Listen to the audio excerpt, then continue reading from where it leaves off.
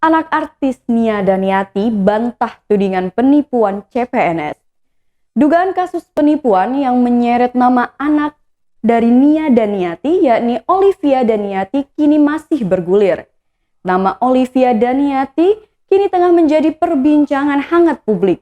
Bagaimana tidak, Oi sapaan akrabnya dituding telah menipu 225 orang berkedok loloskan orang dalam tes calon pegawai negeri sipil atau CPNS melalui jalur prestasi.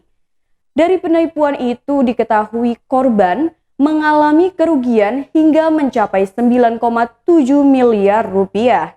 Belum lama ini, Oi angkat bicara untuk mengklarifikasi tuduhan yang disasarkan kepada dirinya. Hal itu Oi ungkapkan dalam jumpa pers dengan awak media.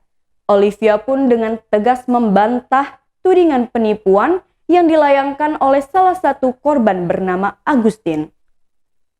Olivia juga mengatakan bahwa yang ia selenggarakan merupakan kursus persiapan atau Computer Assisted Test atau CAT, yakni simulasi untuk mengikuti ujian CPNS lewat jalur prestasi. Oi pun menjelaskan dari mana soal-soal latihan CPNS ia dapatkan untuk diberikan kepada orang-orang yang mengikuti kursus kepadanya. Oi pun menyebutkan bahwa kursus yang ia buka itu bukanlah omongan belaka. Anak Nia Daniati itu pun mengaku menerima bayaran dari jasa bimbingan belajar tersebut. Olivia menilai bayaran yang ia terima itu adalah suatu hal yang wajar untuk membayar operasional para tenaga pengajar dan lain-lainnya. Oi pun menjawab tudingan lainnya soal ia menyuruh seseorang bernama Eki untuk menyamar sebagai pegawai Badan Kepegawaian Daerah atau BKD.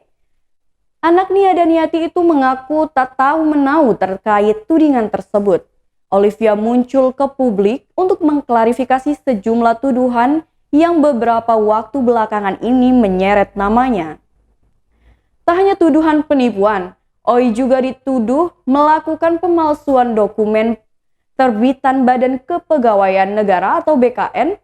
Oi diduga memalsukan surat keputusan pengangkatan CPNS terbitan BKN untuk menjerat para korbannya. Mengenai kabar itu, Olivia Daniati pun membantah hal tersebut. Kuasa hukum Oi yakni Susanti Agustina menyebut tudingan tersebut sangat merugikan kliennya. Olivia juga menuding bahwa pelapor Agustin bagian dari perekrut. Tak hanya itu, Oi membeberkan bahwa Agustin ikut terima keuntungan uang dengan nominal ratusan juta rupiah.